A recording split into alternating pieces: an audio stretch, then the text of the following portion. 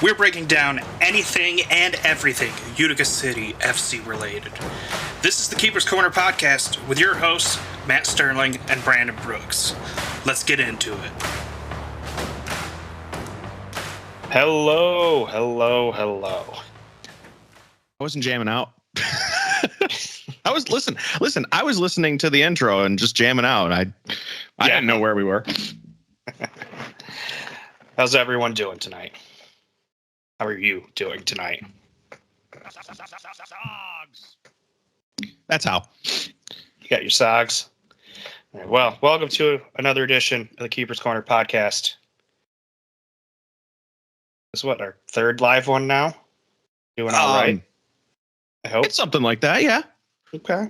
Yeah, I would say third officially, like, live in a row we could go with. How about that? Yeah. Because we've done live ones. Well, we've done recorded video ones before. Yes. But yeah, I'd say like this would be the third live. Yeah.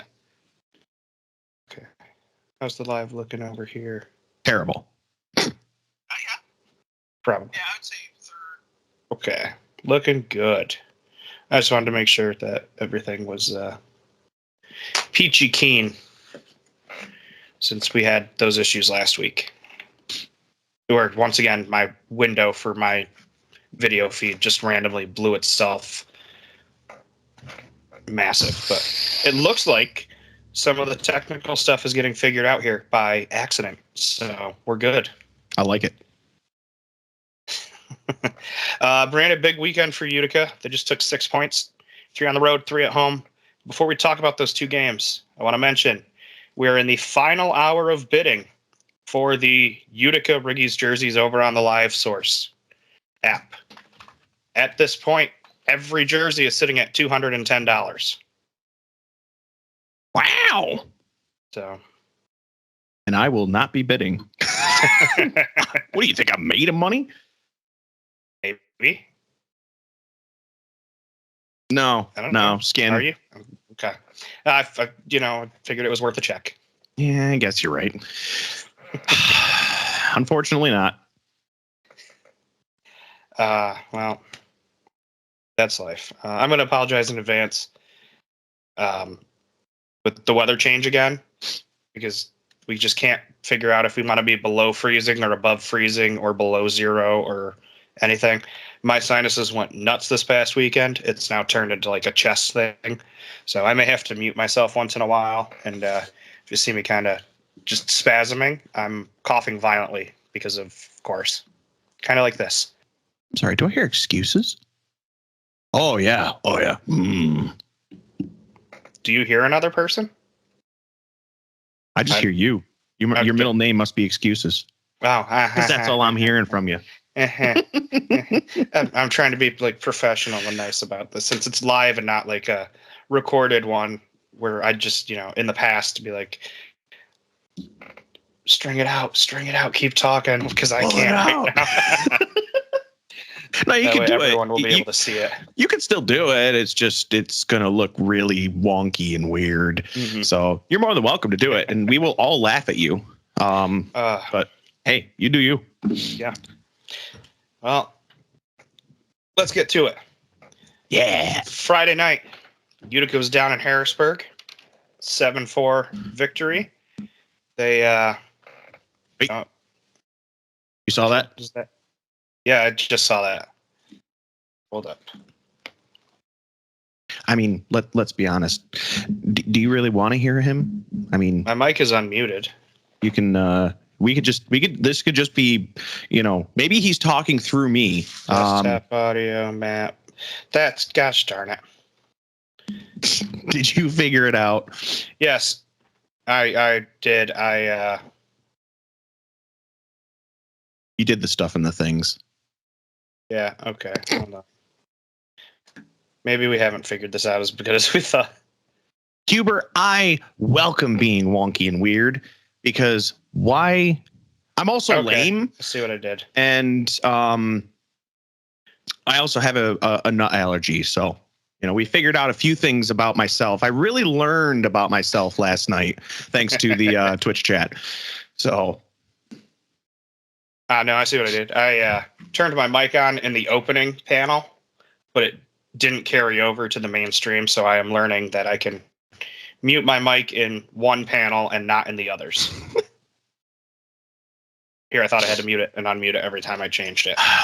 See, this is why I just have a thing that manages all that for me.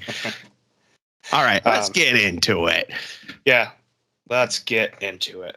7-4 Friday night down at Harrisburg. Utica was without some key players. We rested Coughlin that night. Coughlin. I didn't catch that. I did not catch that. Gordy was out with an injury. And spoiler alert for the game that happened yesterday. Gordy was out again for the injury. Mo NDI rested. Coughlin, Gordy, Mo, and there's someone else that was missing. Why am I drawing a blank? Gordy. Oh, Chino. Chino rested. Oh, yeah. Friday night. But it was minimal problems for Utica in this game. Some miscues early on that led to goals. Listen, you didn't mention the best thing of all of who started for us. Yeah, I was going to get there, but it's part of the stats and stories. Oh, fine.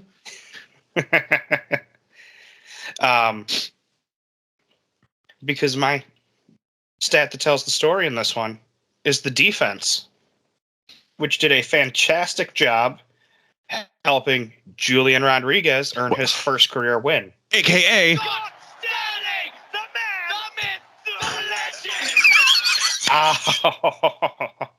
I had to. I'm sorry. Infamy.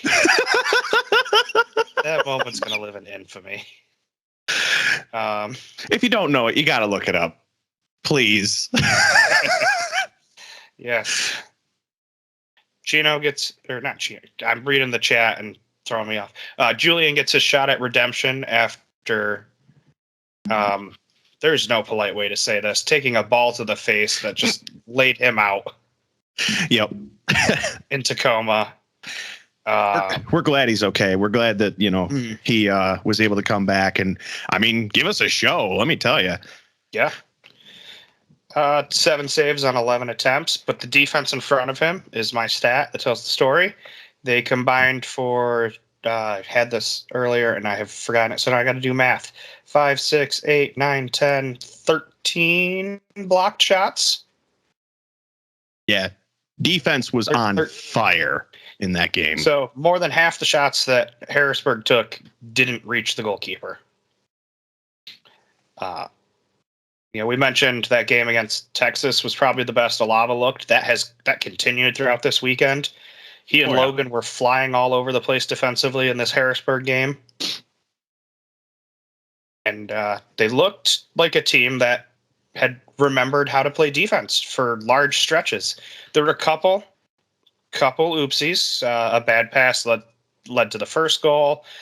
Kind of playing with the ball in our own end led to another. Yep. But all in all, no harm, no foul. And in both those cases, you saw the players that made the mistake own up to it immediately and be like, "Yeah, my bad. I'm sorry." Yeah, no, it was I don't want to say like a clean game, but it was, it really, that's the way I would put it is, obviously there was still some cards, all on us. But it wasn't like things were getting called just to be called. Like everything that I saw was it deserved what it got. So, but no, fantastic game. Yes, absolutely. The defense was on point. Juan has just been killing it lately. He really has. And, we're taking notice. Like he's doing a lot for us defensively and offensively. Not only is he getting the ball for us, he's making opportunities for us too. Yes. So keep it up. Yeah, so that's my stat. The block shots, great team effort defensively. What is yours? Oh, honestly, I was going to go with, it's not great, but he had a much better outing, I felt, in this game, which was Julian, his save percentage. Mm-hmm. It was only a 6.3, 6.4, but he looked good after he loosened up. Mm-hmm. One of the big things that I noticed in the first quarter, he was standing like this, like he tight, just hands down, tense. Even when they were in like top, I don't know, it wasn't, maybe not top of the arc, but it was like a corner or something. It was a set piece. He was down mm-hmm. like this, and it's like any other time you see Wilkin, you see Andrew. Hands are up because they're taking up more space than doing this. Once he figured that out, or maybe somebody said something, I don't know. But once he got through that and actually started to loosen up, he really showed some promise, and he did well for us. So I gotta give it to him.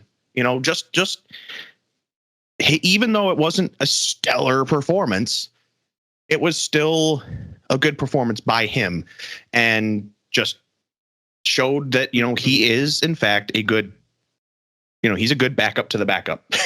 Yes. So he is reliable. He had a great performance, and I just want to recognize that. So I'm giving the stat to him. Yeah. And you can't even yes, they were winless at the time, but you can't even say it came against a winless Harrisburg, because they were able to pull off the overtime win against Baltimore the next night. And, They do it every season. Yes. Every season, Baltimore drops one to Harrisburg in Harrisburg, or even at home. Mm-hmm. So it happens almost without fail every season we've watched, no matter how good Baltimore is.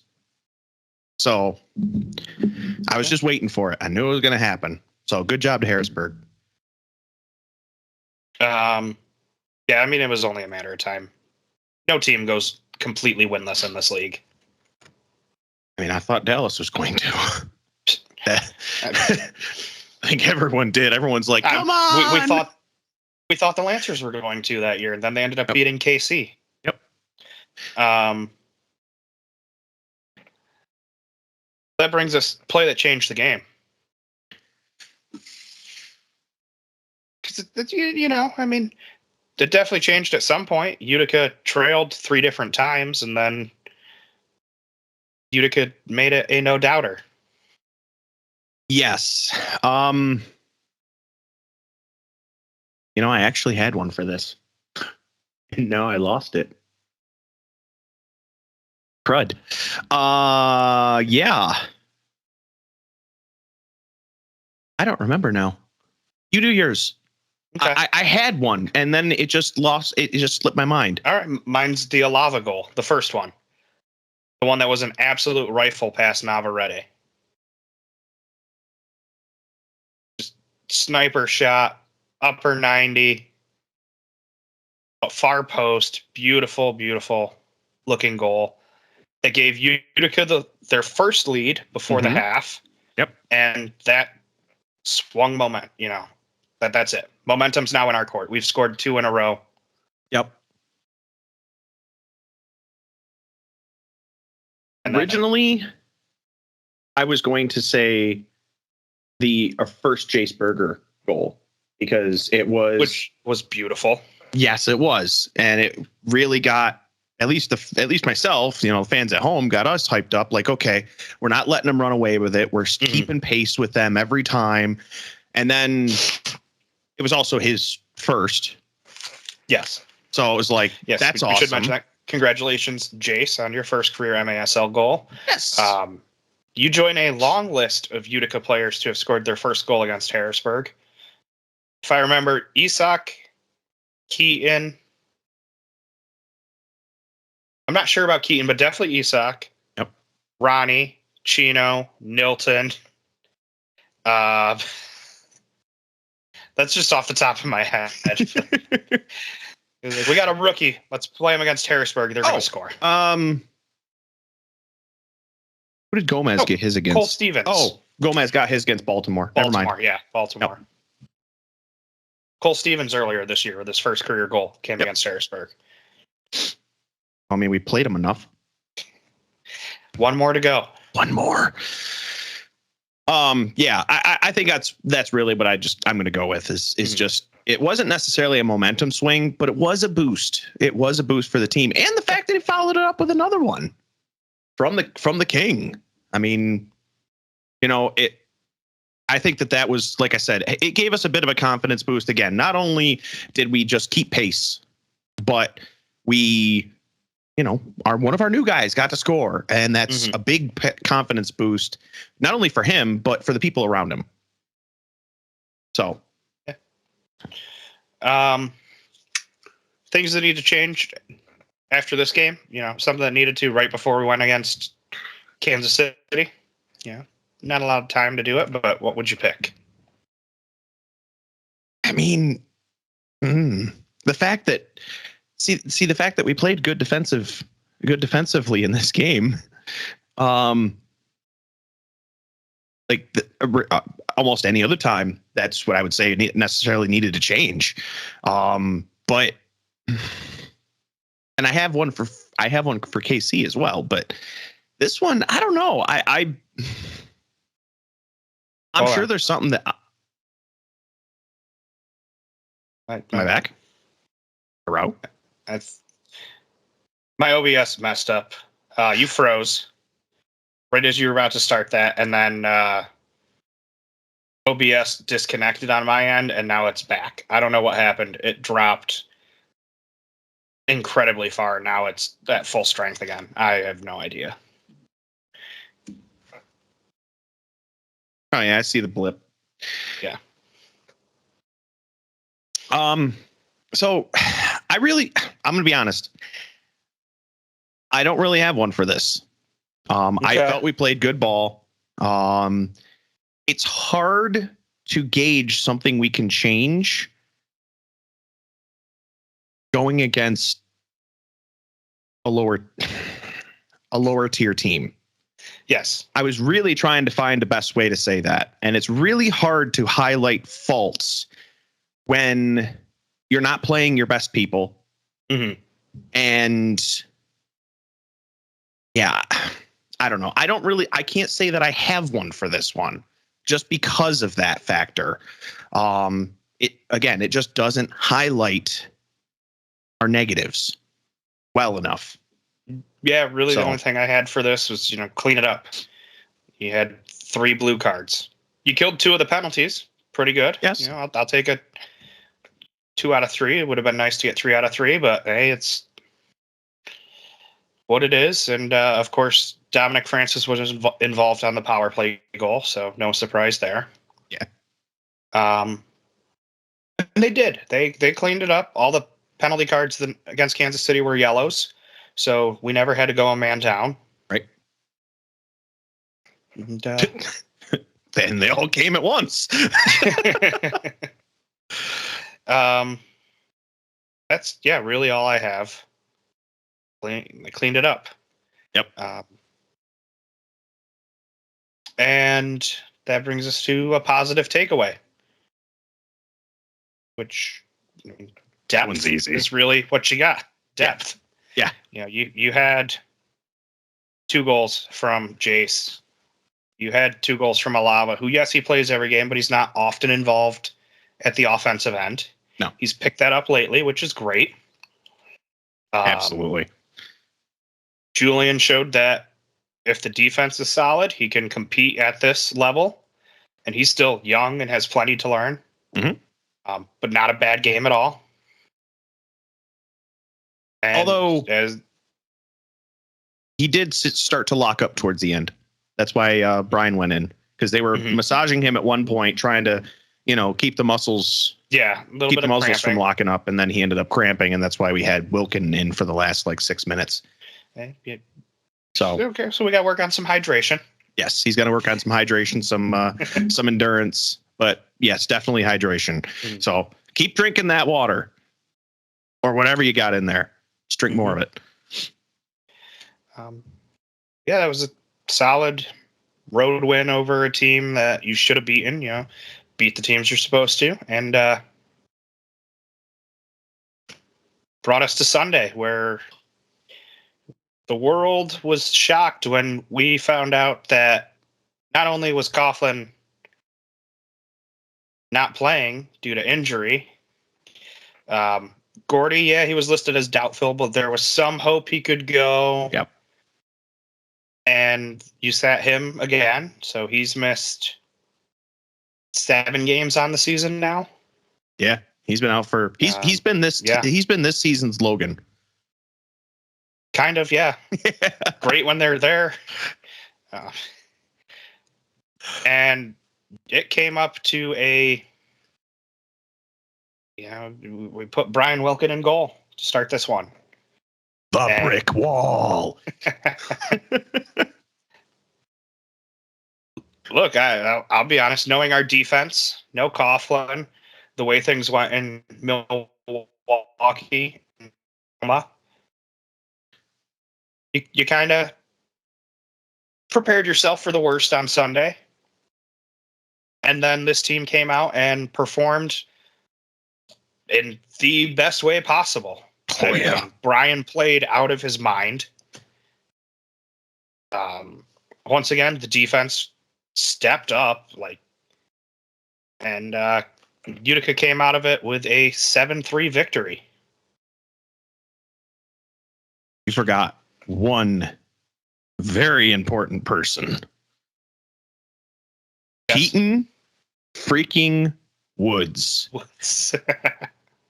That man ran out of his mind. Like, you had Wilkin in goal that was just saving everything that came his way, just about. Keaton was a man possessed out there. I mean, he got so many takeaways. I was saying to one of our friends in the stands, I'm like, whoever's doing their footwork drills needs a raise, because some of the footwork that we saw out there, especially just the improvement of Keaton specifically, but it was not just him. I mean, we mentioned last week, Keaton's fast, and something looked off last week where he was getting beat off the ball, getting beat defensively. And then in the 2 games this week, it looked like he had... I'm an anime fan. It looked like Goku taking off the training weights in the middle of a match. You know what I mean? Just the speed all of a sudden doubled from last week. He used the Kaioken. Sorry. I just went with it. Had to go with it.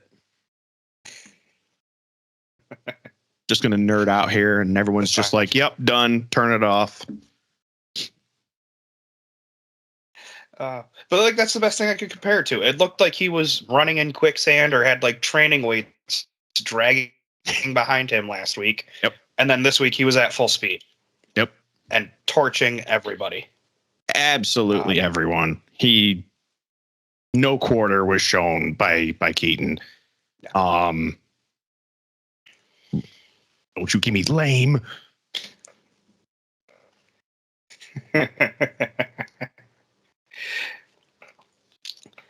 Let's talk stats. Yes. I'm sure you have one that tells the story. I know I have one that tells the story. I think there are 2 really obvious ones. So let's see if we get both of those.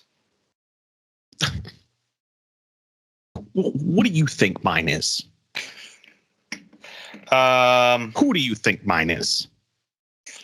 It's Brickwall Brian. Brickwall Brian. 80%. 80%. 12 for 15 saves. Wow. And I mean, these were not easy. These were not easy saves. Watching what came at him. I mean, he was all over the place, diving, jumping around, diving on the ball. I mean, he threw himself at everything. And the stuff that did get by him, stupid chip shots. Oh, a lucky header just the ball kind of bouncing to the right place. Yeah. But yeah, no, just fantastic performance. Yeah, his save percentage 1,000% has to be my stat, no question. All right, yeah, no, I agree. He was by far, like, if not the best, one of the best players on the tour. Like, there's a reason he got first star. Oh yeah, well deserved. My stat goes to the defense again, because I think we both agree defense here in both these games this weekend did something great. And the key to this one, for one Mr. Zach Reggett, who came in with, 21 goals on the season? And third in the league. He was held completely scoreless. No goals, no assists.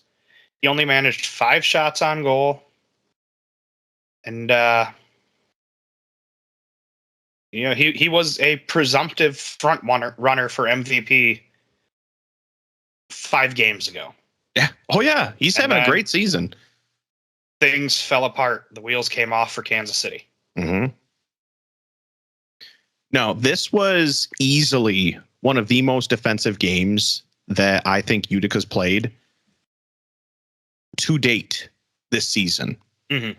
I mean, it was and you can see it in the score up until the fourth quarter. The fact that towards the end of the third, it's only 3-3. Mm-hmm. And that, number one, that only just happened at that time. And the fact that, Utica didn't come out to some lead and there weren't, our defense wasn't just letting everything by, basically. Mm. You could just see how much of a defensive game this was, just looking at the score and the fact that it was so low up until the fourth quarter. Yeah. It was a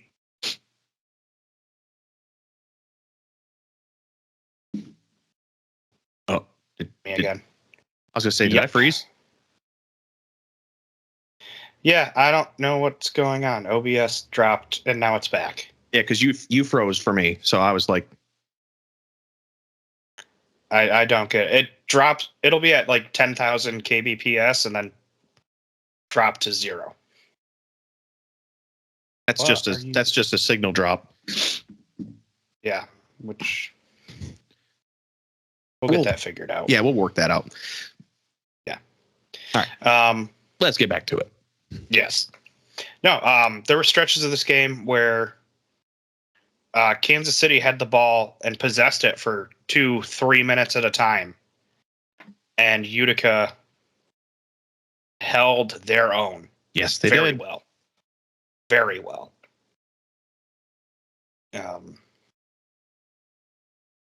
No, if they play like that defensively the rest of the year, there's no reason that we can't contend for a championship. 100%. I mean, that's just we have been very conservative when it comes to the defense because in our minds, there's not much there. There's definitely not much depth there. Mm-hmm. So, I mean, the fact that we didn't have it was a little worrying that we didn't have Mo on Friday. And then missed him for 10 minutes on. And then missed him Sunday. For 10 minutes on Sunday. Yeah. But it didn't matter. Our defense picked up the slack. And yeah, this was just a great weekend for the Utica's defense, highlighting what they can do with we'll say the small amount of resources that they have. Mm-hmm. Quality over quantity in this case. Yeah, it was fantastic. Again, Alava on the best stretch of his life that we've seen. Logan, I mean, this is the player that I thought we were going to see headed into 1920. Mm-hmm. And then injuries and then more injuries after COVID, and then more injuries last season. And we're seeing what he can do healthy. Yep. And it is fantastic. So a little stat just for you. Mm-hmm. If it were not for the game right before this, which was the Comets versus the Savage. Yes. If it weren't for that game, the last time that Reggett was held to without any goals was last season against us, April 10th. So that would have been the playoff game, the play-in game. So that's the last time, besides the Comets and Savage, that he was held completely scoreless for this entire season. Yeah, and in his last 3 games against Utica, he's been held to 2 goals. Yep. And they came at KC. On the blue turf at the Odd, he's been held scoreless in 2 straight games. Yep. So good job, guys. Yeah. Your play that changed this game. Okay. So I'll hold myself to one, but because there's one that set the tone, and there's a second one that I think gave us breathing room and made me feel 1,000 times better about this game. So I'll go with the second one first, which is Esox. Esox is the one that put us out by 2. I literally had just got done talking to somebody about if we can get out by 2, I'll feel way better about this game than just being ahead by 1. Now, this even could have gone to the one after that. That was where the landslide was like, okay, yep, this is in full swing. But I got to take it to this one because that at least bought us that breathing room, bought us that 2-goal lead that kind of took the pressure off. And that heavy weight of like, oh, these guys can come right back. You know, they can be back within 1, or they can be back tied up with us like that.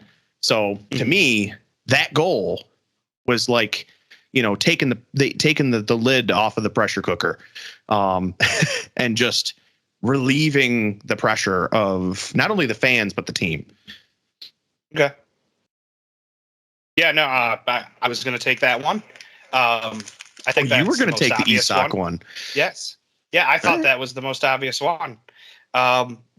Instead, I'll go with the Frank Tayu goal.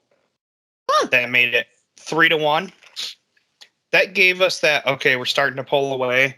And we saw those next 2 goals by Leo Gibson where like they weren't like, oh, we got dominated. They were like, all right, you got lucky. You know, ball bounced it to the right place. The ball off the wall, hit his head, and then just some of those goals where you're like, okay, right place, right time.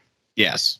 But not one where you're like, oh my God, I can't believe the defense gave that up. So even at 3-3, it didn't really feel like the game was slipping away. Right. Agreed. No, it really didn't. It was like, hey, they caught up to us.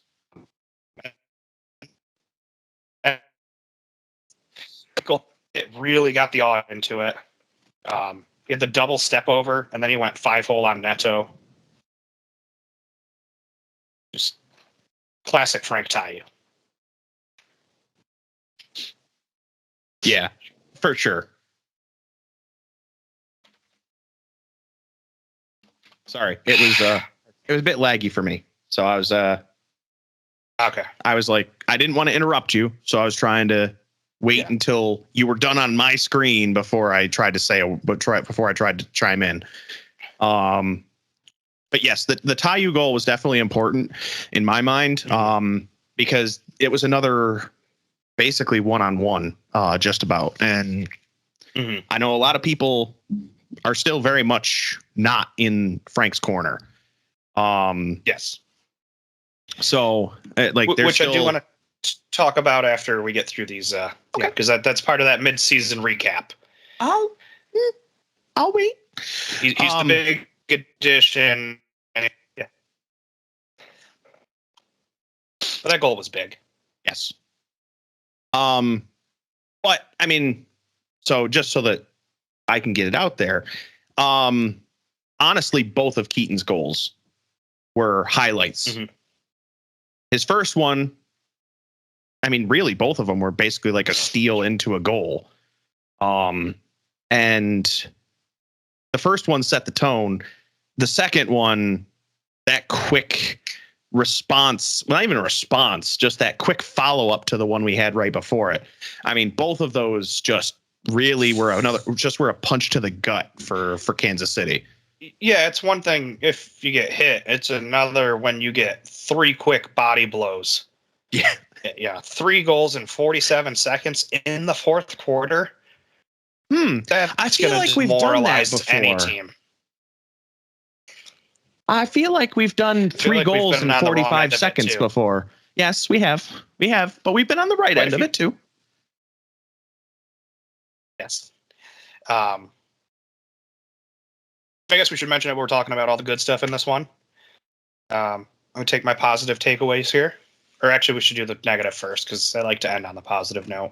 Yes. So, what needs to change after this game? Ooh. Do I get to go first? Yeah. Sweet. Stop dribbling it in front of the goal, Nelly. I mean, not just Nelly, but yes. I know. Yes. But he's notorious for it. Carry the ball across. Oh, heart attack every time. Mm-hmm. Just let's try to play it across the goal face less. Yeah, I can agree with that. Let's just try to, not play in front of the goal. Let's go over that way, or let's go that way, but not that way. Anyway. Mm-hmm.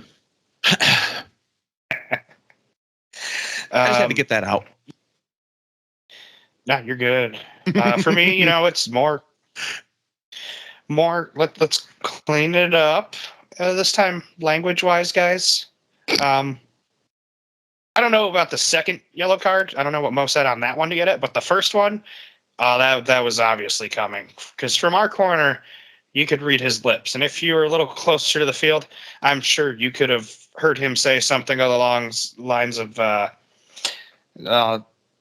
starts with F, ends with uck, and it's not fire truck. No, it's not. He said a bad word. Yes. Yeah. Gotta clean that language up.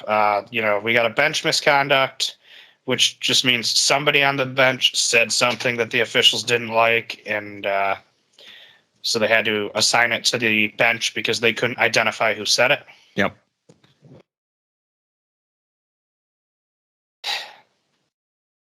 But the fact that we came out of this game with just that, like just those cards, I mean, this. Yeah. All I'm going to say is, because I'm sure that you want to bring this up separately. Do they know that they had blue cards? Like, I don't know if they do. We kind of saw some weird officiating all around the league yesterday, where it was like, hey, let's go to the review and not know what we're doing here. Yeah. And once again, one of them involved the head of officiating. So we have a ton of confidence right now. Oh, yeah. That things are being taught well. Yeah, that game. Mm-hmm. Anyway. Oh, the first one. Oh, okay. So it wasn't exactly. Okay. All right.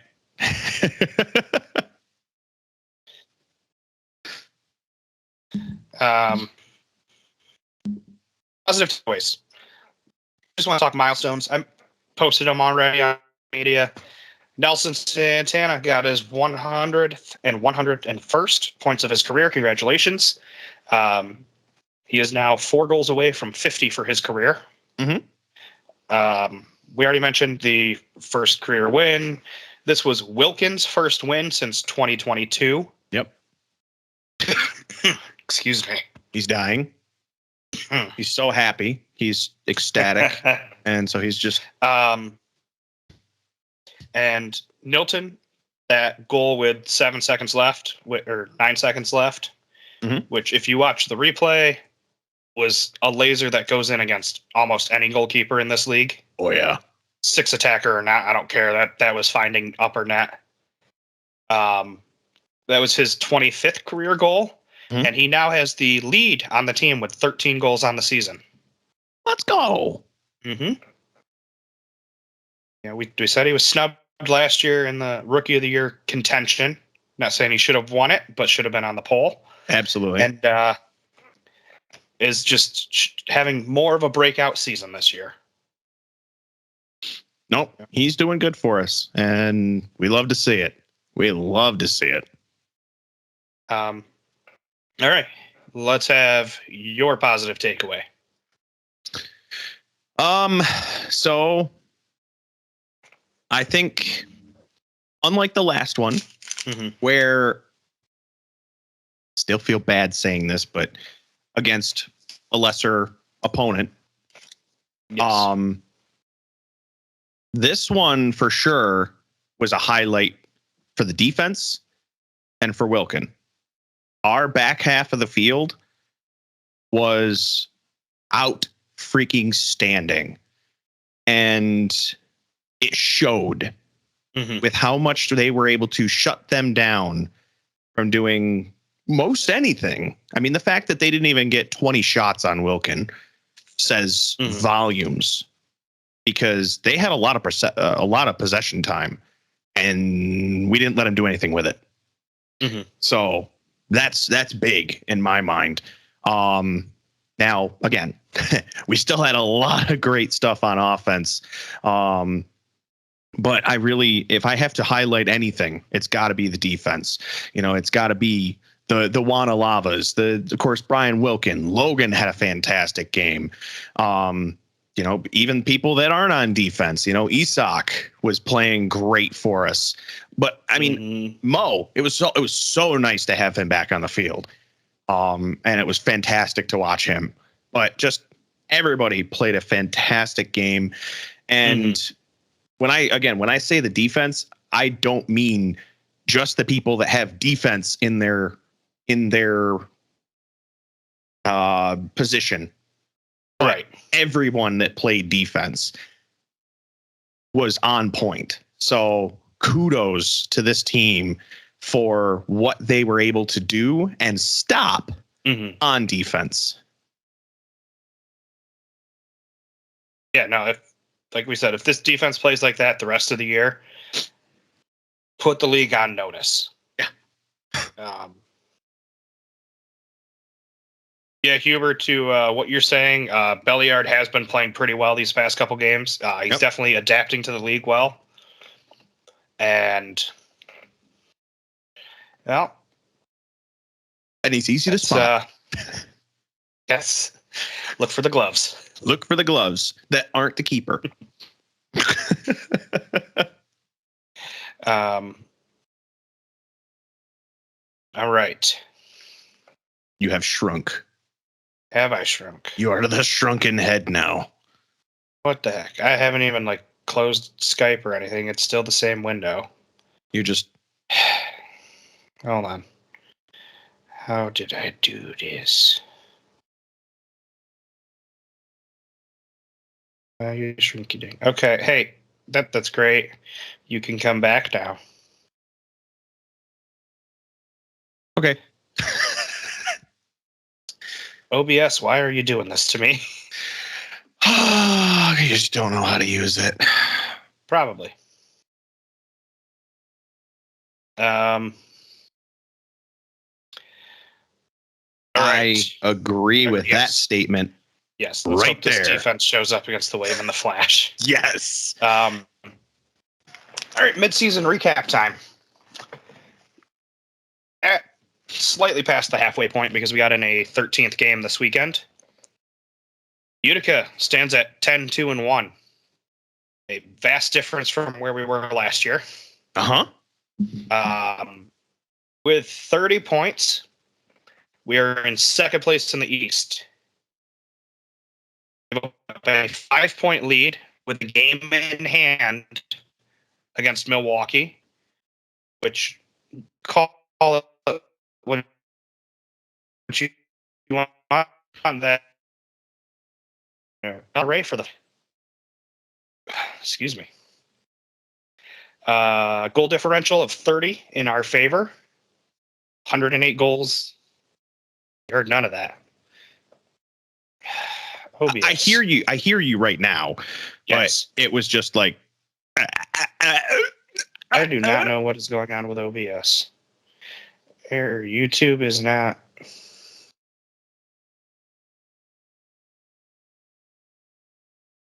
That's why I was like, YouTube is not. I'm not going to be able to respond to this.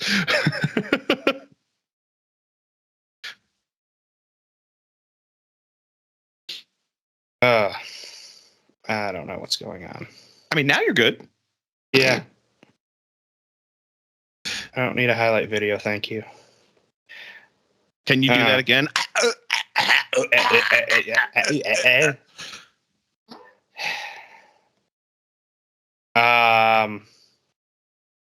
10, 2-1 at the half, at just after the halfway point of the season. Yep. Far better than the past. 30-point goal differential. 30 points on the field, 30-point goal differential. Vast difference. 5-point lead over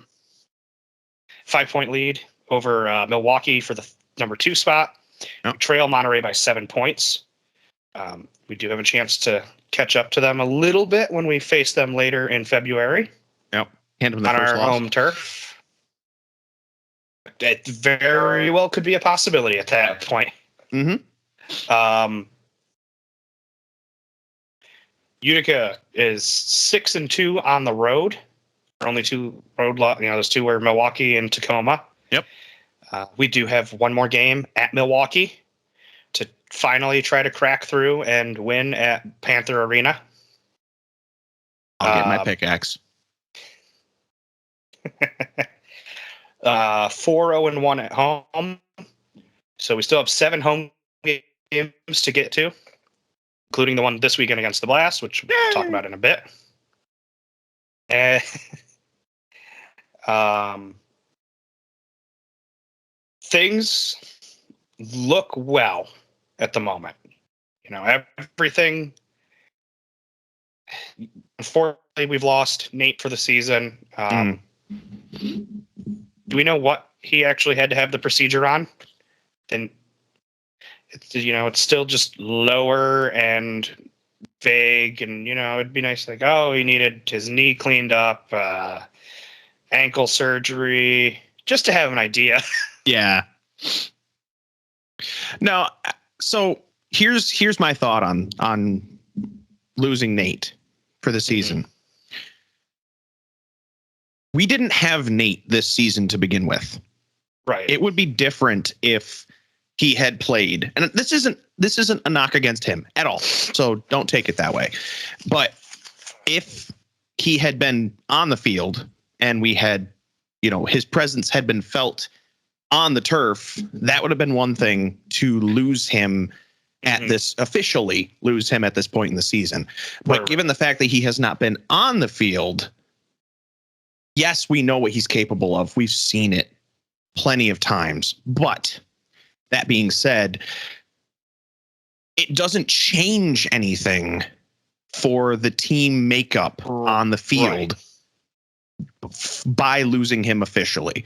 So it's not nearly as bad of a blow as it could have been. And I think we're fortunate that it worked out the way it did.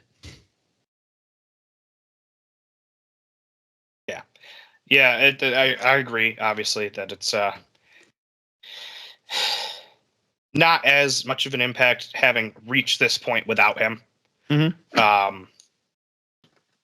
That said, boy, some of those early games, it would have been nice to see a little bit more distribution, some level-headed, that the team's getting there. They're starting to balance out a little bit. Yeah. More than they were early in the season. Yep. I think Hundelt has started to come into that captain role a little bit more every game. Agreed. And it's still loss that hurts. Oh Of course. I'm not trying to take away from it. It's just. They did move him from the roster to the assistant coach role, the same thing we saw with Timmy last year. Yep. So that he may remain on the bench and around the team indefinitely. Right. Which, as he should, because he can still provide some valuable insight and things like that. So just because he's not leading on the field doesn't mean he can't lead in other ways. Right. So we got about 7 minutes left for anyone that's looking to bid on those jerseys. They're all still sitting at $210. Just throwing it out there. It's so tempting. With the auction on Live Source, if you're not aware, if a bid is placed within the final minute, the clock resets to 1 minute and keeps going until somebody bows out. So Yep. It's not like eBay where you can throw in a high bid at the last second and hopefully win and try to snipe it. So put away the sniper scope. But back to the mid-season wrap-up. Yeah. After a slow start, Frank Tayu now leads the team in points. He is tied for the team lead in assists as well. He's top 10 in the league in points. He's tied for third in the league with 12 assists. Yep.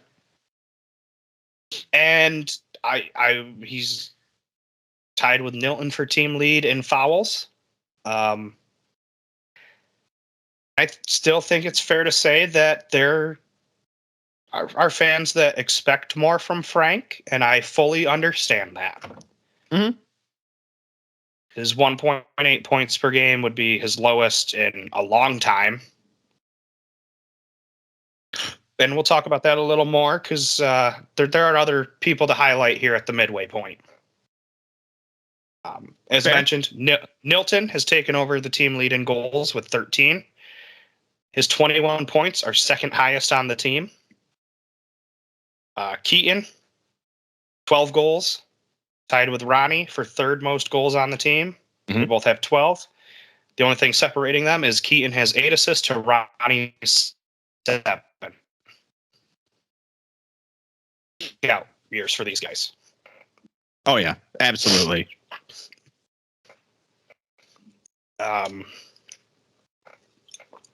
Taylor Walter Bond picked up where he left off after last year. Yep. A rejuvenated player in Everton Moreira's system. Steven Fernandez has stepped up. Logan has looked better than he has in a couple years. Yeah.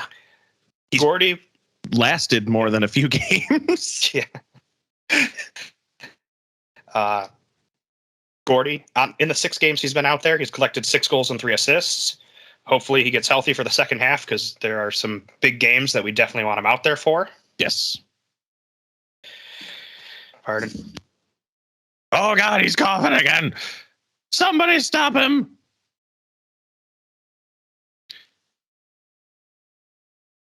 I ain't covering you this time. No. Yeah, you drink that.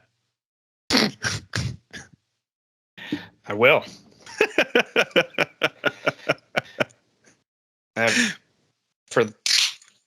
Enjoy that crisp sound. Oh, yeah. Steve, I'm not sure how many of the goals have been assisted by Frank to Nilton off the top of my head. But I know a good share of goals have been assisted both ways between Ronnie and Frank. Like, put them on the same line. Oh, yeah.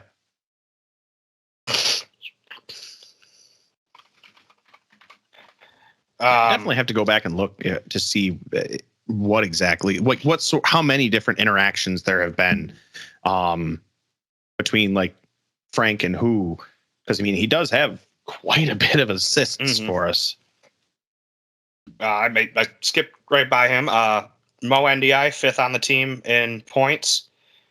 His 12 assists, again, tied for the team lead, 3rd in the league. Mm-hmm. Missed a couple of games, but he has been, crucial at distributing the ball out of the back this year and on set pieces. Yep. Yeah. That was one thing that we definitely missed in the Harrisburg game was just his distributions. And So in this game, I mean, it was so in the Kansas City game, in the I mean, Texas game. Yes. No, yeah, they were without David Ortiz, but we were without Gordy and Mo. And boy, if both those teams are at 100%, we already had a heck of a game. That It would have been a barn burner. More insane. Yep. We've seen some good rookies break in. Belliard getting more comfortable with this game, coming from the futsal world. Yes. Playing without walls. Cole Stevens, 5 goals and 3 assists in 8 games. Mm-hmm. Jace Berger, he got those 2 goals. He's doing it again. I have nothing to pick up either. You leave me nothing. Well, I can't determine when my body's going to be like, hey, phlegm.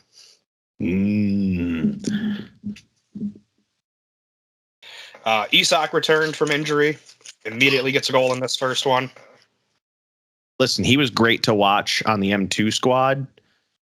Being able to see him come back on a field for us, so much better. We haven't seen Rafa in a while, but in the couple games he was out there, impact player. Well, I know he was on M2 yesterday. Yeah. That was cool. Didn't know that was going to happen. Hundelt we talked about, but has been stepping into that leadership role that he's kind of thrust into due to the injury to Nate. Gio Alves has played every game this year, from a spot starter last year to a third line every game kind of player. Good to see. He's the 6th attacker when we need him. Yes. I feel like I'm just going down everyone. Alava, we talked about, has been on fire. Timmy Goldman has a couple games, only played a few games, but he's got 3 points in 4 games. The fact that you have to touch on every single player isn't necessarily, number one, it's not an issue. No. Number 2, that just highlights that this season has been a team effort. It is not just one person putting up all the numbers. It's not like Frank came in and completely took control and all of a sudden everything's just feeding through him and we're completely reliant on him. Mm-hmm. And that's what I don't think people see is that and I'm probably stealing your thunder and I'm sorry, but he is not the center of our offense. He is a part of our offense. Mm-hmm. And so the fact that everything's not funneling through him, number one, teams are terrified of him. You can see that because every time he's on the field, and he has the ball, he's getting double teamed. All right. Auctions have come to an end. Nobody else bid? They stayed at 210? Only one of them changed, and that was Frank Tayu going all the way to 240. Ooh. Everyone else stayed at 210. Wow. Nice. We got talking, and I forgot to come back in bed. Oopsie. Listen, that happened to me with the Christmas jerseys because I was sitting there and I was watching for the Harrisburg game. I was sitting there and playing a video game, and I'm just like playing along, and I'm like, oh no, the jersey auction's still going. And I checked, and it was over, and I was sad because I lost Joey's by $5. So, and it's like, yeah, I know I could get a Joey jersey if I really wanted it. Yeah. And not even the game worn thing, but just it's the Christmas jersey. Yes. Well, yeah, that was the thing. It's like, it's the Riggy's jersey, and I'm a cook. Come on. Yeah. Come on. Come on.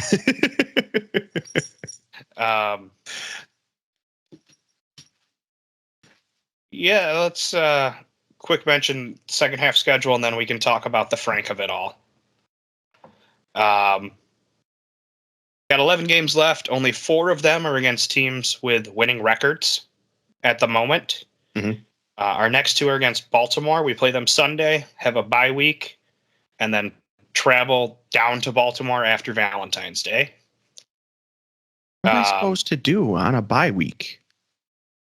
I'm going to be bored. I tipped off Timmy that weekend is the Winter Carnival up in Saranac Lake, and is the largest party in the Adirondacks for any time of year. So there's that. If you like ice castles, parades, the theme is Creepy Carnival, and it's basically an excuse for everyone that spends the winter frozen in the Adirondacks to come out and have a good time and get drunk. If you drink. Yes. If you're legal to drink. Yes. And if you're like me and don't drink, you just socialize and like I put in for the time off, hopefully I get it. If I do, my best thing is going to be that Kate is terrified of clowns, and with a creepy clown carnival, we're just going to have to give her all the anxiety meds. She will have to be so drugged up that it will be funny. Yuck. Socializing. I don't want to do that. That's just gross. Not send clowns to 212. But it's also the Super Bowl weekend, so I mean, you could do that. Yeah. If you care. Yeah. It's the other football. So Baltimore. Then the day after we play Baltimore on their tiny field, we return home to play Milwaukee, which makes that game, which was already going to be tough, a lot tougher. You're playing on less than 24 hours rest, with a large portion of it spent in a van driving from Baltimore. Yep. Just make sure you get I didn't get to it in time. The following week, the Flash come to town, which we'll see how their schedule looks. But at the moment, they still remain undefeated.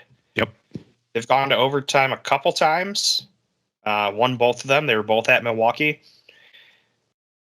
Texas played them to a 1-goal game at Texas.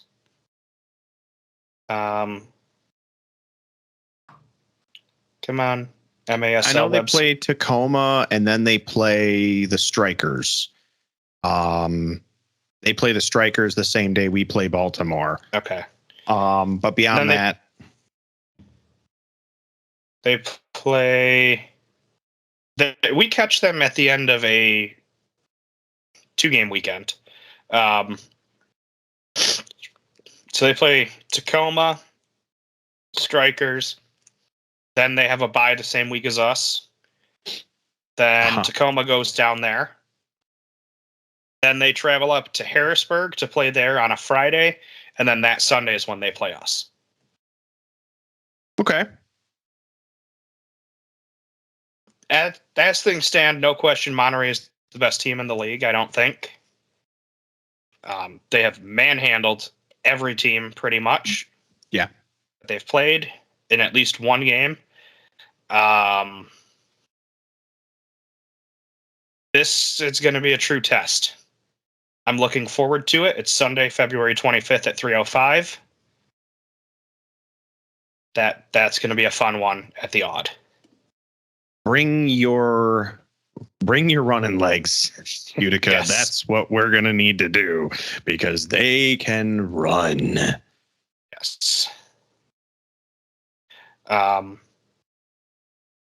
get Baltimore, Milwaukee, Kansas City. Unfortunately, the Milwaukee and Kansas City, we go to theirs for the third game. We don't get the pleasure of seeing them twice on our own turf. Okay. Then we have 3 straight home games with a final game against Harrisburg, which thankfully is still another 6-7 weeks away. Oh. So we can get a nice breather. A nice break. Then back-to-back games, a Saturday night and Sunday at home against the Ambush. Excuse me. That's only relevant if you remember their issue that they had last season. And it will never leave my mind. It's free. It's living in my mind rent free. That might have even been 2 years ago at this point. Doesn't matter. Doesn't matter. And then Utica finishes up the season at Baltimore. Yes.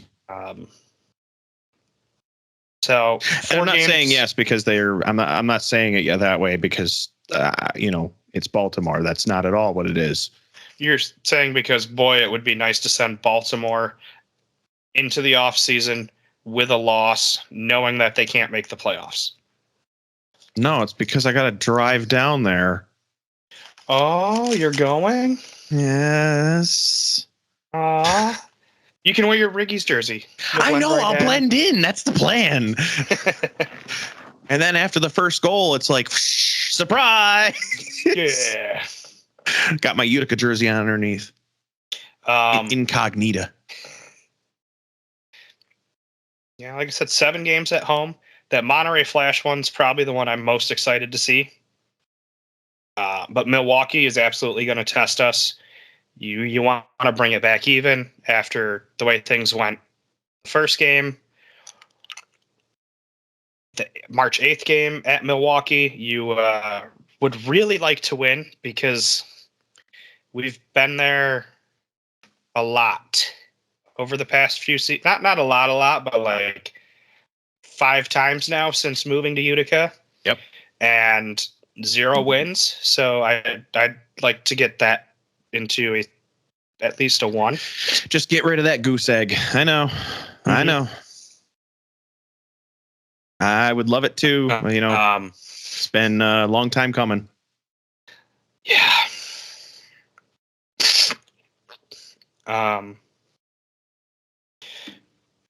Another game at Kansas City. Another battle of the blue turf. We've already won the season series, but a sweep is always sweet.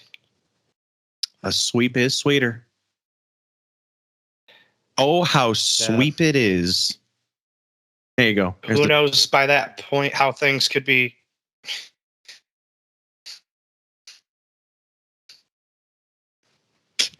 How important those points will be. Yep. That's our second half. Anything you'd like to say about it? We got some tough games coming. It's definitely not like the first half of the season where it was just we knew what we were getting into after the first couple games. So it's going to be a tough stretch. Some tougher than others, but we've seen what this team can do, both home and away. They can be contenders, and they're going to need to bring it. Plain and simple. We've got a tough road ahead, but I believe that these guys can bring us home some wins. Not all of them, but they're going to fight for the ones that even the ones they don't get. I can see it now. Right. Yeah. All right. Let's talk about the Frank. Yes. Let's be frank about the Taiyu situation. I think we need to be. That is. Okay. All right, as mentioned, he's got 11 goals, 12 assists. Both the 23 points lead the team. The 11 goals are like 3rd or 4th on the team. The third on the team. The 12 assists are most on the team. Mm-hmm. That's the positive. The negative is his 1.8 goals per game is the lowest of his career since 2014-15. Yep. His shot percentage of 186 is the lowest it's ever been. And his 30 fouls put him on pace to have 6 fouls. Oh, look, 2 of us can have some issues with our nasal capacity respiratory system. Don't make me leave. I had to sneeze. I am sorry. Yeah, serves you right.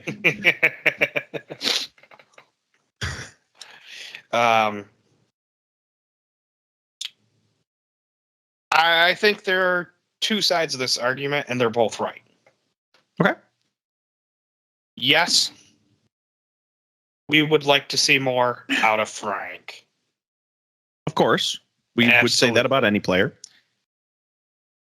You know, when you trade for a 4-time MVP, a guy that's been to the finals 4 times, hasn't cracked through, and for his career is averaging over 2.5 points a game, you're looking for a little more finding of the net. You're looking for your stick so you can just be like, do something, do something. Yeah. And I get that from some people. Yes. And I understand it. And I'm not saying they're wrong. But his 12 assists at this point are 6 off of his career high. And there are 11 games to play. Yep.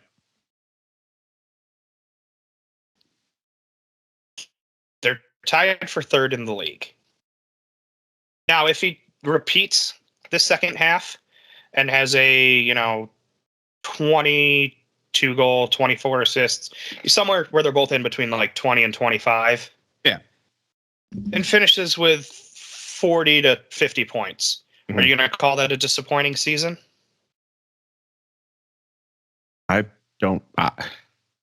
I'm not one of the ones that's disappointed in him.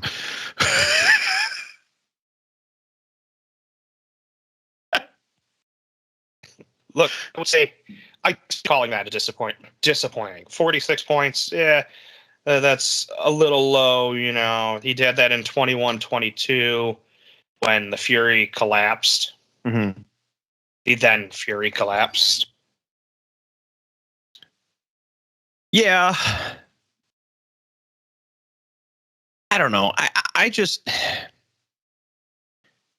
see, for me, I get the argument. I get why people want to be seeing more from him because, number one, of who we traded for him.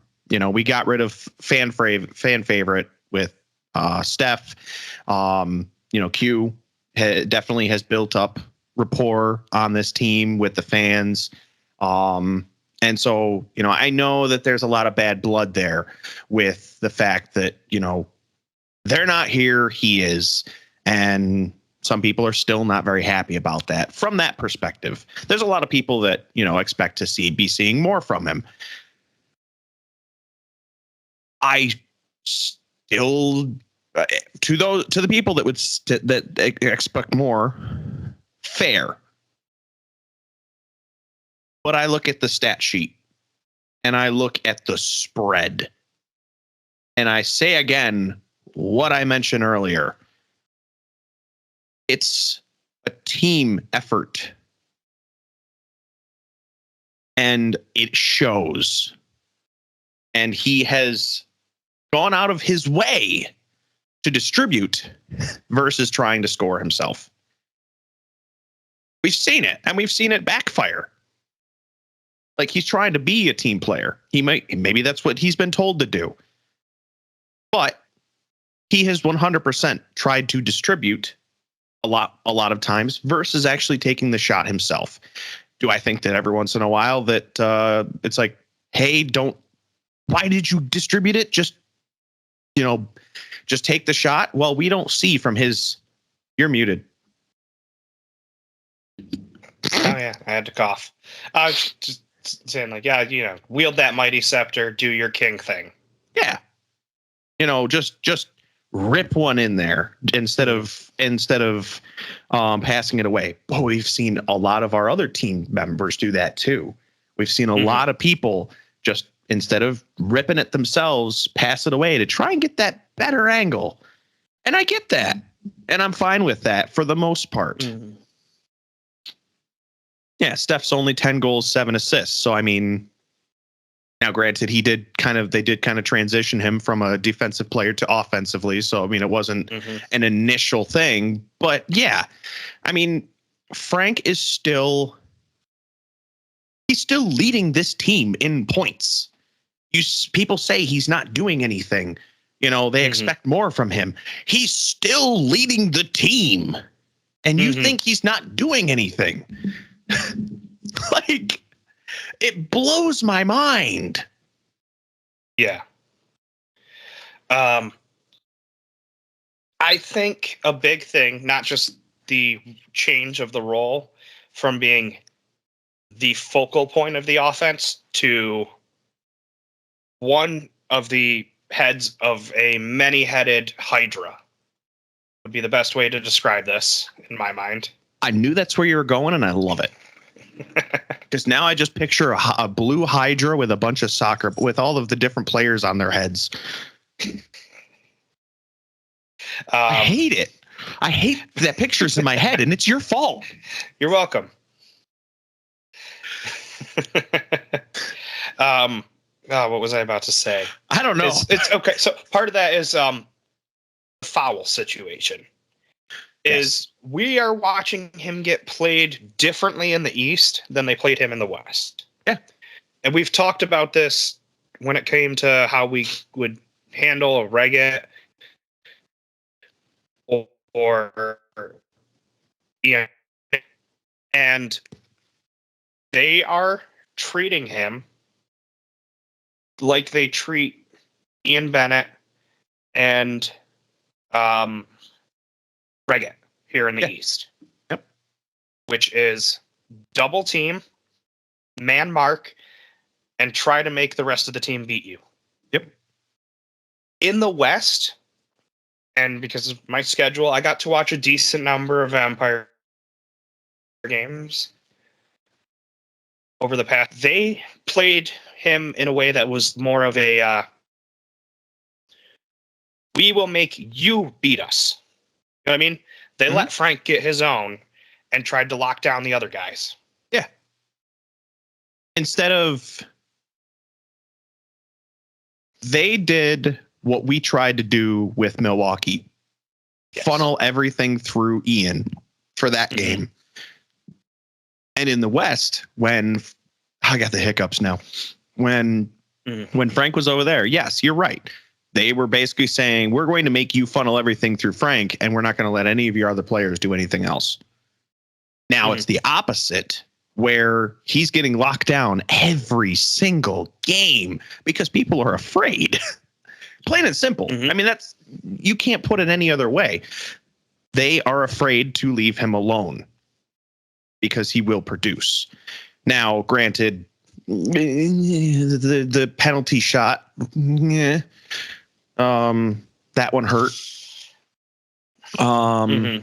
But he did make up for it with that one-on-one with Neto, going through the legs. That was sweet. So, yeah, I just, it's a different mindset in the East, and it is a different mindset on this team where, again, he's not the focal point. No one really is the focal point. And that's like, because we have so many different weapons on the front line and the back line, really. I mean, look at what Nelly did. Nelly ripped one, and like, he's barely ever in the third, the offensive third. So yeah, it's a different mindset. It's, hey, we have a lot of people who can score. He's one of them. So be wary of him, but you can double team him all day, and all of these other people are just going to put it in your goal. Yeah. No, it's they're playing, like we said, playing him differently, and he's kind of just, you can tell when he's forcing it. Yes. And he gets frustrated. And then when he just remembers that he doesn't have to carry this team as much as he had to with some of those Empire teams in the past. Yeah. He relaxes, and then the goals and the assists come. Yes. So we'll he is a contributing member of the team versus the team. Mm-hmm. And I'm not saying that like, the Empire is nothing without him, because No. obviously I'm an Empire fan. They are my team in the West that I support. And so that's not a hidden thing. I don't hide it at all. But it was just a different mindset and a different mindset in that division versus this one. So, right. And just again, team makeup. But I'm reiterating. Yeah, he got shut down that first game of the year, and we talked about how that barely happens. He's collected a point in 11 of the next 12, and he has points in 8 straight matches, with goals in 7 of those 8. So while he's not having massive games, he is constantly part of this offense and the wins and the lot, Yeah. He is he's a talking point. He is present. He's 16 goals away from 400 for his career. And if you told me that he had that by the end of the season, I would not be shocked. No, not at all. Not at all. Yeah, for now, the grade on this trade is incomplete, but he has absolutely helped open up this offense, even if we would still like to see a little bit more out of him. Yes, we would love to see more out of him, but he is a valued member of this squad. Yes. All right. I think that covers everything midseason. The Frank question. I don't want to get into the officials. I don't. No. Let's just say that Harrisburg was fairly well reffed. When I saw Kadlacek and Brian Martin. Sorry, that is offensive to get your name wrong. I did not mean to sully you in such a way, sir. Now, that was a fairly well refereed game. In Sunday's game, I don't know. Not terrible. I would have liked to have seen some blue cards just to keep things from getting as chippy as they did there at a point. Yes. But then once things opened up, it didn't matter. Yeah, there was some that could have been called on us. There was definitely some that could have been called on KC. Yeah. It was just a very physical game. But you know what? We're not going to get into it here, but we definitely didn't have the worst one. No, that belongs to a certain head of officials, and a rule that we talked about last week and you could go back and watch that episode. I quote the rule verbatim and mentioned how a certain player in Texas should have been given a yellow card for this violation. And then the head of officials, who apparently hasn't read the rule book, made the same mistake that we saw from the worst officiating duel in the league. So great confidence in them. And I'm sorry to the Tacoma announcers who are probably going to get fined for calling out the officiating for being as bad as it was. If somehow you hear this, check like $20 to help. I don't know, man. Like, somebody needs to hold these guys accountable, and the league's not doing it. All I'm going to say on the subject is people were talking so much smack about the announcers, but they were right. Mm-hmm. And I stand with them. So that's all I'm going to say on the subject. Probably.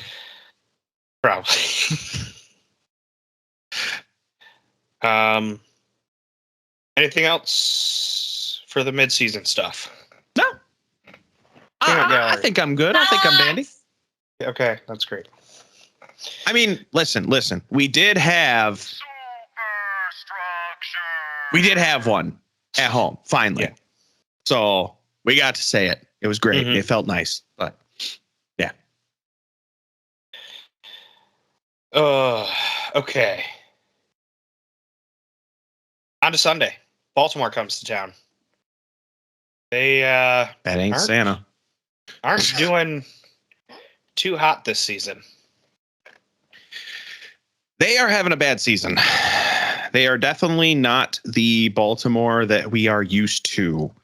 In the, few seasons that we've had Utica as a team, this is easily the worst shape that we have seen them in.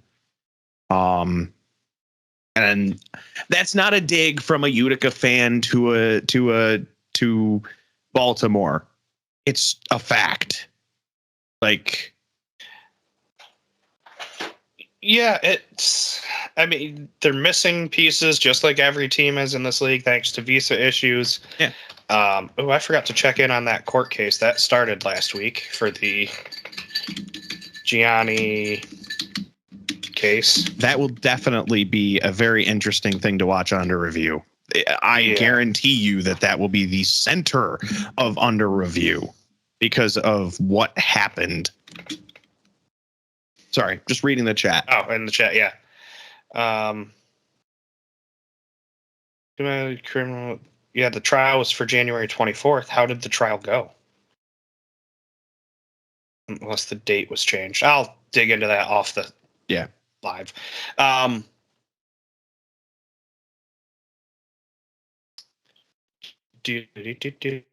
Lost your train of thought? Baltimore. Duel of the Fates there. Yeah, Baltimore. They are struggling. They're 4-5-1. As we mentioned, they just lost in Harrisburg, which they did all 3 times last year. And there's some unrest among the fan base. I don't know if you've poked into their page at all, just to have a little schadenfreude. But I'm not kicking them while they're down. For the coach to be replaced. Oh, I'm just enjoying the fans suffering. That's just as bad. Look, I deal with it as a Yankees fan when we're bad. I understand what they're going through. I have been, I get it. At the same time, it's still kind of enjoyable to watch a team implode, especially when you have to hear about how many championships they've won and how they beat us in the playoffs every year. It's like, well, this year you got to get to the playoffs to win in the playoffs. And they are on the outside looking in. 10 points behind Kansas City. And those 2 teams play Friday at Towson Arena. I will say this. Kind of off the topic. On the topic, but off the topic. I will watch more games and enjoy them on Twitch. Leave Gio and Brad making announcements. I enjoyed that game so much better. Like, they did a great job. I actually enjoyed watching that game because I felt like they gave level commentary, and I'm putting that out there. I enjoyed a Baltimore cast. Just saying. Which, yeah, if you haven't ever watched one before, that is an impressive thing to hear. So I got to give the shout out when it's deserved, and it's deserved. So yeah, sorry, just had to get that point across. I didn't get to hear any of it. I didn't watch that game because I was working, but all the reviews tended to be well. Yeah. They are. Their 4 wins, just so that you know, come from St. Louis, 2 from Harrisburg, and 1 from Empire. So those are the teams that they have beaten. Yes. As of now. And so they won 3 at home, and that was Ambush and the 2 Harrisburg games. Correct. And they don't do well away, which they didn't do well away from last year. No. This team struggles away from the smaller field. I'm looking for a Utica like 7-3, 7-4. It'll be interesting to see who they put in goal because they keep going back and forth between Zierhofer and Yep. I'm drawing a blank on the other guy's name. My bad. How dare you? Quantrell Jones. Yeah. I couldn't think of his first name. I'm like, Jones. No, not Dave Jones. That's this guy I know. No, not Dan Jones. That's Not his dad. Indiana Jones. No. Yeah. I know a whole Jones family, so I was going through all the wrong Joneses in my head. Yeah, no, they do actually have a pretty good spread of minutes. I mean, Zierhofer's got 354 minutes, and Quantrell Jones has got 238. So, I mean, decent, a fairly good spread. Like they're giving them both time. They're trying to give them not necessarily equal minutes, but a good amount of minutes between the two. Mm-hmm. Well, you know what they say. If you have two goalkeepers, you don't have any goalkeepers.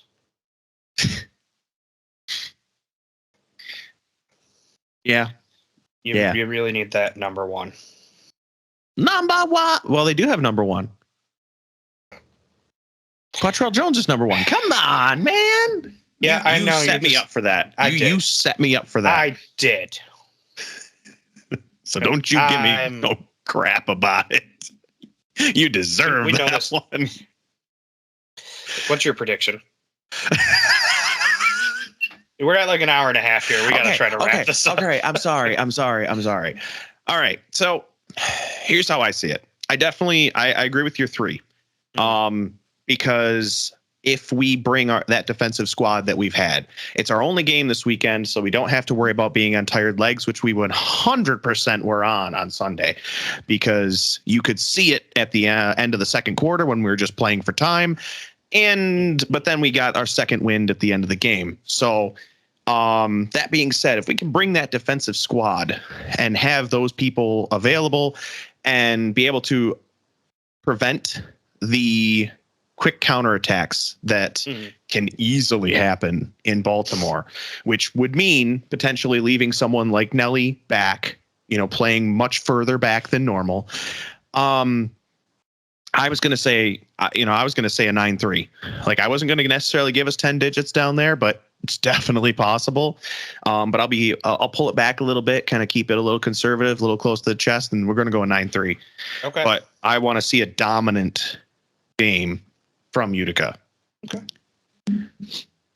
Because the Blast they never count them out. That's all I'm going to say. Never count them out. Don't go in expecting a win. No.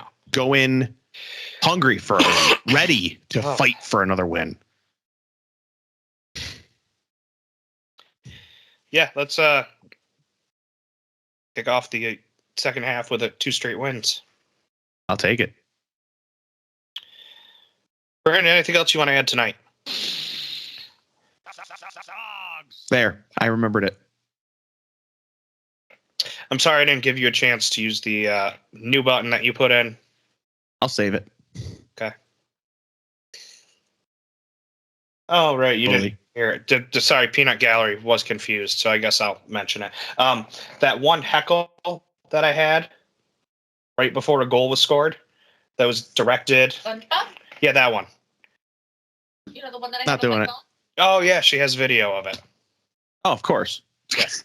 You want it, Brandon? Oh. I'm okay. I saw it in person. Okay. He says he's okay. He saw it in person. I guess we'll explain it. Sure. Yeah, all right. Yeah. I was on top of my game with the heckles yesterday, in my opinion. From discount Bond villain to the Titan submersible. I was just coming for him. But right after Utica goes up 4-3, just before Isak scores, hey, Nato, I bet they call you SpongeBob because your defense is full of holes. And then we scored. And then we scored. And, did you see where Isak scored on him. He went 5. I was gonna say, yeah. I tried telling Neto in the first half. He probably didn't hear me because he was at the far end, but he needed to read his Bible and close his legs, and he'd start making some saves. Yeah, and then that happened.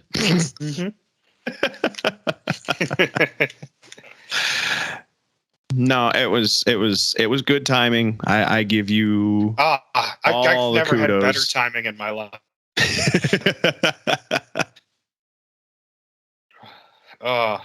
Good times. Again, they're all in fun. Of course. Outside of the game, I'm sure that these guys are amazing people. Game, I'd say like, hey, come get a drink, but I'm on the line getting buried after the game. Yeah. So order. I shouldn't say order less food. That's bad. We want the business. Yeah. No, I mean, I had to just real quick because you did bring it up. Yeah. I've had to defend certain players because that aren't on Utica because people have a bad impression about them. After the Texas game, their celebration, I defended that because yes, it was a bit much. But when you got the adrenaline pumping like that after such a hard fought game, I'm not going to hold that against them. I had a quick chat on Twitter after the game with Uzi, and I also literally walked across the arena and gave him a handshake, said good game because it was deserved, and he is a great human being and doesn't deserve some of the hate that he was getting. The same thing goes for Dom Francis, right? Another amazing human being that you might not like on the field because he does tend to score on us, but the guy's a sweetheart. Like, he's a great person. I always look forward to, I don't get to talk to him every time, but I look forward to him coming to town. I look forward to when we make our trips periodically down to Harrisburg. Like, he's a great person. And so don't judge a person on the field, or don't judge a person based on what they do on the field. I mean, look what we judge Nelly for, and he's a sweetheart. Like, he's a great guy. So I just think before you talk smack about some of these people. That's all. Yeah. And I'll get off my soapbox now. That's fine. We gave our predictions. We talked games. A lot. Let's see everybody at the Odd on Sunday. Keep this winning streak going. Let's do it. Until next time, it is a Go Utica. And thank you for watching. Bye. Thank you for listening to the Keeper's Corner podcast on whatever podcast app you use. Please make sure to hit that subscribe button so you never miss an episode. If you'd like to interact with us, you can find us on Facebook, Instagram, Threads, and Twitter or X, whatever you prefer to call it. We have a TeePublic shop where you can get UCFC player swag or help support the podcast. Thank you. We appreciate it. And one last thing, go Utica City.